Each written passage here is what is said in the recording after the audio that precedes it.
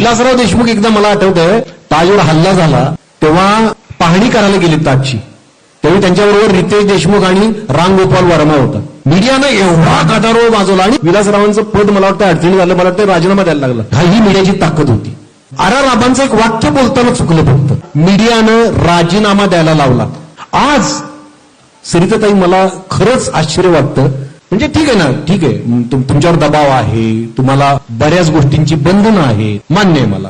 पण किमान जेव्हा संतोष देशमुख हत्या प्रकरण होतं, अतिशय निर्घृण पद्धतीनं त्या माणसाची हत्या होते, सोमनाथ सूर्यवंशी पोलीस कोठडीत मृत्युमुखी पडतो, याचं जेव्हा आम्ही वार्तांकन तुमच्याकडून ऐकतो ना, तेव्हा थेट गृहमंत्र्यांना टार्गेट तुम्ही करत नाही.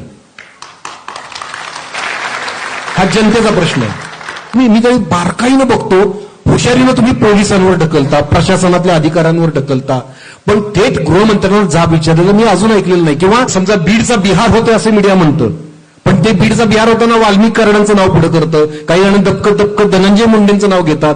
आता मला सांगा, कायदा आणि सुव्यवस्थेचा कंट्रोल कोणाच्या हातात आहे? गृहमंत्रालयाच्या हातात आहे.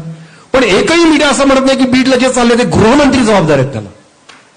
अंतरवाली सराटीत जो लाठीमार झाला गृहमंत्री, असं का म्हणत नाही तुम्ही? मी म्हणतो तुम्ही एकदा म्हणा ना, तुम्ही जनतेला तरी समाधान वाटत आहे की तुम्ही म्हणा की फर्स्ट टेस्टमध्ये हे सरकार नापास झालेलं आहे. तुम्ही सरळ म्हणा फक्त. मी काय म्हणतो एवढं म्हणा, तुम्ही डेअरिंग करा की गृहमंत्री हे प्रकरण हाताळण्यात अपयशी ठरलेले आहेत, एवढं तरी म्हणा.